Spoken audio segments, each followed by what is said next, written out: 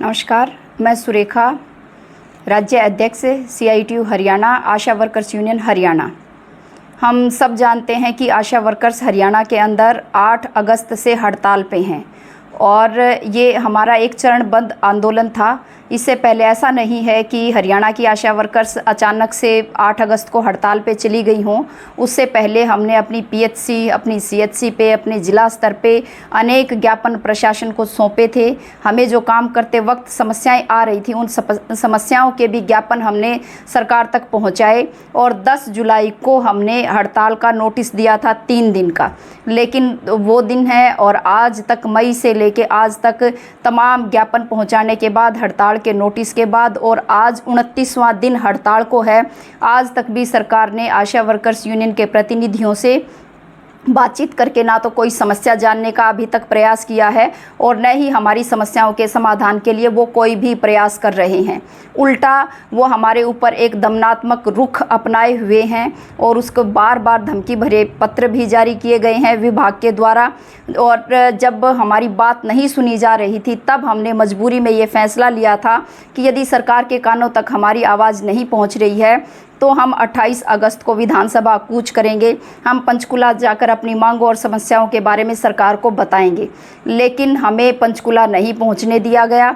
वहां जाने से रोकने के लिए हरियाणा की 20,000 महिलाओं के साथ क्या व्यवहार सरकार ने किया, वो हम सब ने देखा कि उनको घरों में नज़रबंद किया गया, उनके घरों के आगे PCR खड़ी की गई, उनको धरपकड़ की गई, पीछा किया गया पुरुष पुलिसकर्मियों के द्वारा महिलाओं का।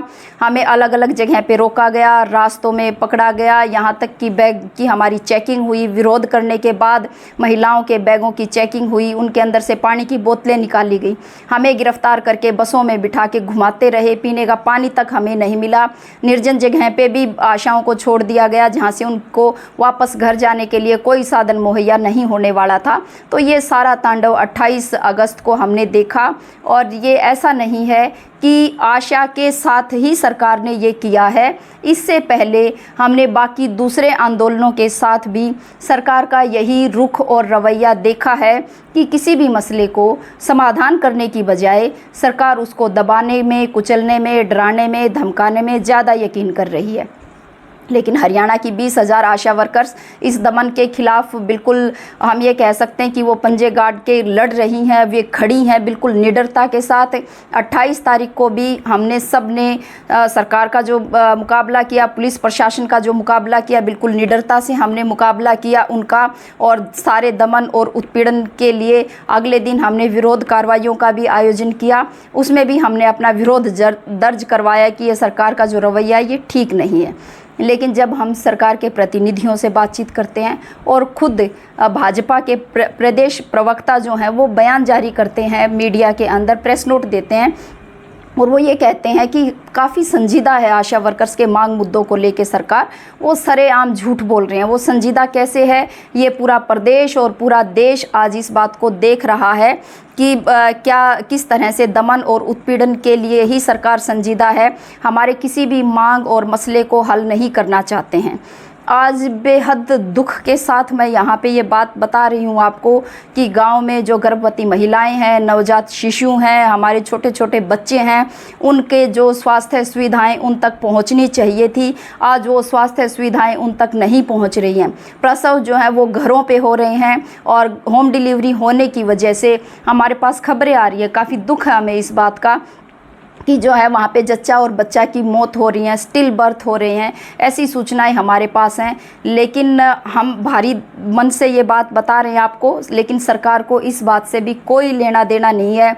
ना उनको इस प्रदेश की गर्भवती महिलाओं तक ज़रूरी जो सुविधाएं पहुंचनी चाहिए वो पहुंच रही हैं कि नहीं पहुंच रही, ना इस बात से उनको कोई लेना देना है, ना ही प्रदेश की अन्य जनता से कि उनके पास जो स्वास्थ्य सुविधाएँ पहुँचनी चाहिए वो नहीं पहुँच रही। तो इस बात से कोई फ़र्क सरकार को नहीं पड़ रहा है।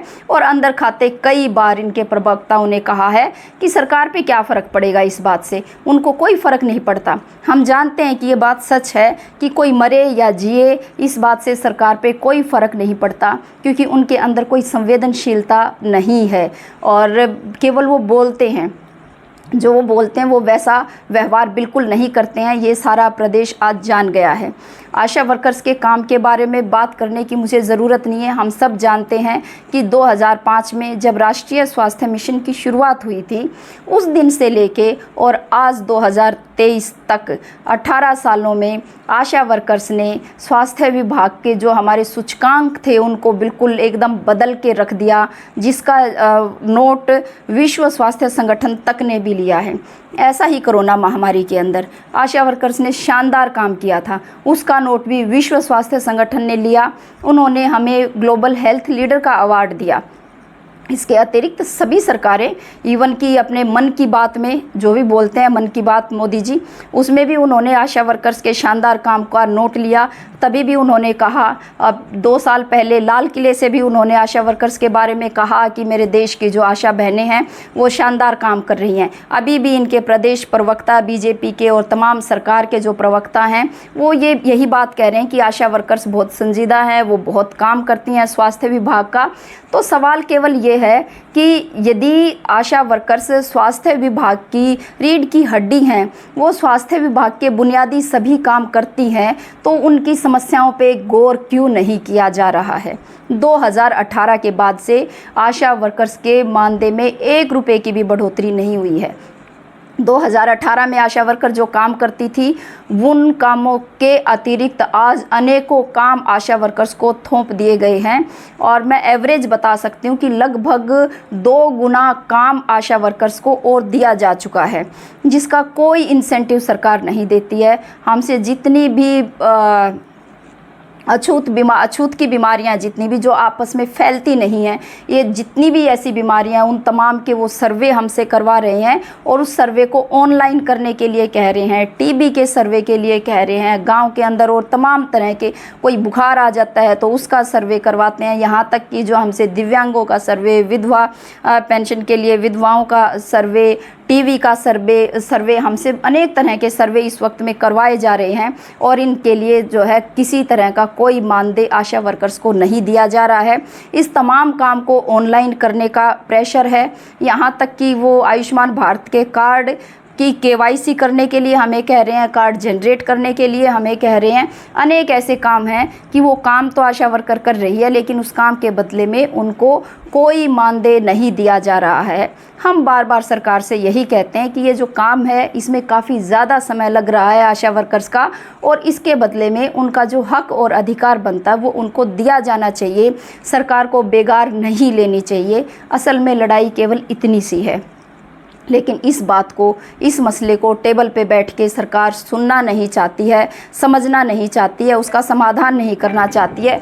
वो केवल हमें डराने धमकाने का ही काम इस वक्त में वो कर रहे हैं, लेकिन हम भी मुकाबला इसका कर रहे हैं। अब हमने 4 तारीख से ये आह्वान किया था कि हम 4 तारीख से प्रदेश की सभी आशा वर्कर्स, हम जनता के नाम एक अपील लेके जाएंगे, जिसमें हम बताएंगे कि हम क्या काम करते हैं, सरकार हमारे साथ क्या व्यवहार कर रही है। और असल बात तो ये है कि कोई भी आशा वर्कर अपना काम तभी सही तरह से कर सकती है जब हमारा स्वास्थ्य विभाग, स्वास्थ्य का हमारा ढांचा सही तरह से काम कर रहा होगा। क्योंकि आशा वर्कर डॉक्टर नहीं है। वो डॉक्टर किस डॉक्टर के पास क्या बीमारी है मरीज़ को, उसको किस डॉक्टर तक उसको जाना है, किस समय पे उसको जाना है, ये गाइड करने का काम आशा वर्कर करती, लेकिन इलाज तो डॉक्टर करते हैं। अस्पताल में डॉक्टर ही नहीं होंगे तो आशा वर्कर्स ये मानिए कि उसका काम फेल है, वो हो ही नहीं सकता है वो काम। स्वास्थ्य विभाग का ढांचा बिल्कुल लचर ढांचा है। हमें पता है कि अभी पीजीआई रोहतक से लेके और तमाम हमारे सिविल हॉस्पिटल्स में, पीएचसी, सीएचसीज में डॉक्टर्स नहीं हैं। महिलाओं की डॉक्टर नहीं मिलती वहाँ पे, बच्चों के डॉक्टर नहीं है वहाँ पे, यहाँ तक कि डिलीवरी तक की भी सुविधा वहाँ पे नहीं है। कोई दवाई गोली कुछ भी नहीं मिलता है।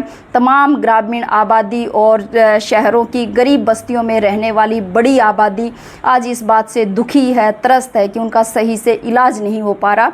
और आशा भी दुखी हैं कि वो उनको मोटिवेट करें, उनको समझाएं, उनको लेके जाएं, तो उनको कहाँ लेके जाएं कि वो जहाँ उनको लेके जाना चाहती हैं वहाँ पे तो उनका इलाज प्रॉपर हो ही नहीं रहा है।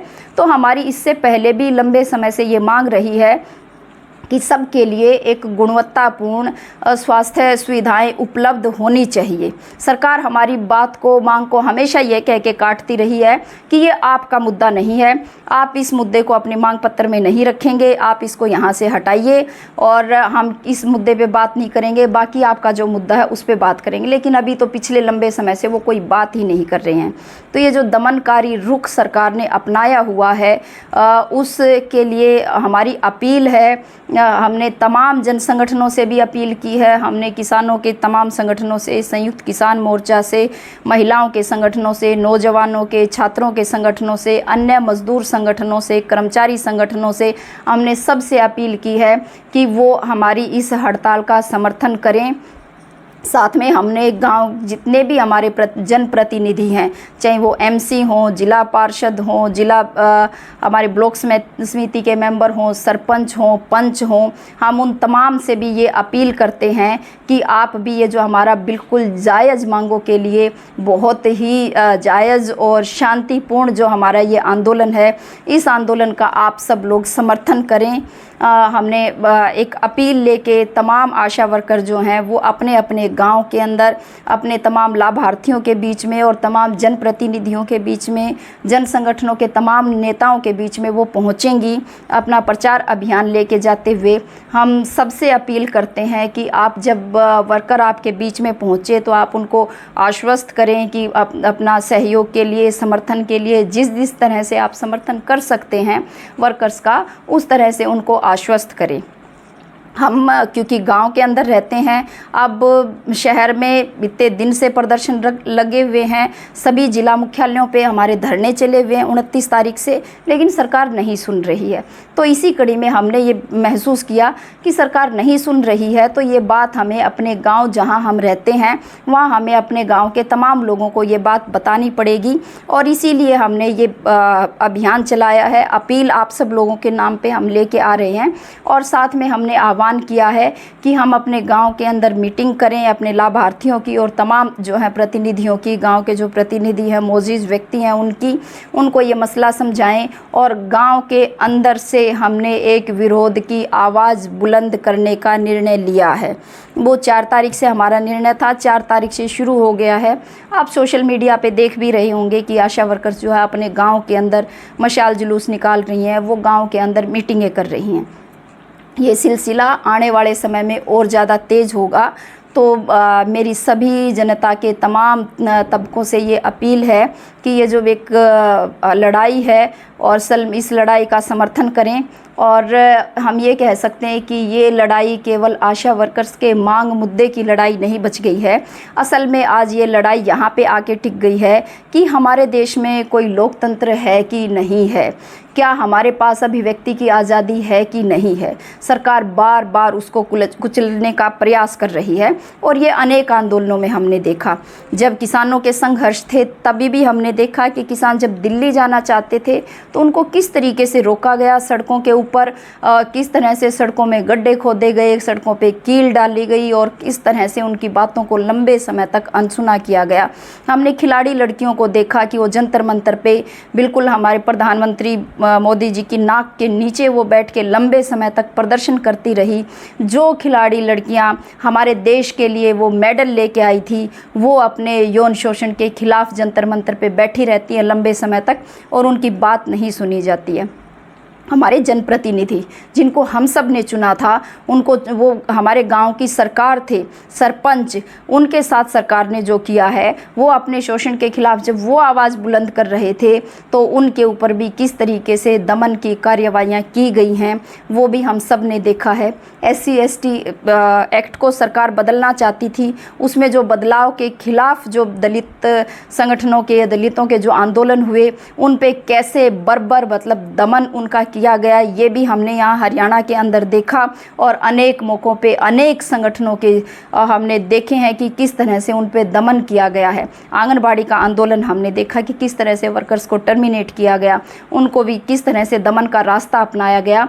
तो सरकार तमाम तरह के आंदोलनों को दमन के रास्ते उनको कुचलने का प्रयास कर रही है। लेकिन मेरी तमाम जनता से अपील है कि जो सरकार की ये दमनकारी नीति है, इसका हम सबको मिलके एक करारा जवाब सरकार को देना चाहिए। और एक ये हम ये कह सकते हैं कि मैसेज हमें सरकार तक पहुंचाना चाहिए कि आप इस तरह से तानाशाही पे उतरोगे तो ये बात चलेगी नहीं। हमारे देश में लोकतंत्र अभी जिंदा है, हम अपने हक और अधिकारों के लिए बोल सकते हैं और उनकी रक्षा करने की क्षमताएं अभी हमारे अंदर बची हुई हैं। आज असल में हमें ये तय करना है और इसीलिए मेरी तमाम लोगों से ये अपील है कि आशा वर्कर्स के जो आंदोलन चल रहे हैं उस आंदोलन को हर तरह से तन मन धन से सहयोग करें और उस लड़ाई का हिस्सा बने। धन्यवाद साथियों।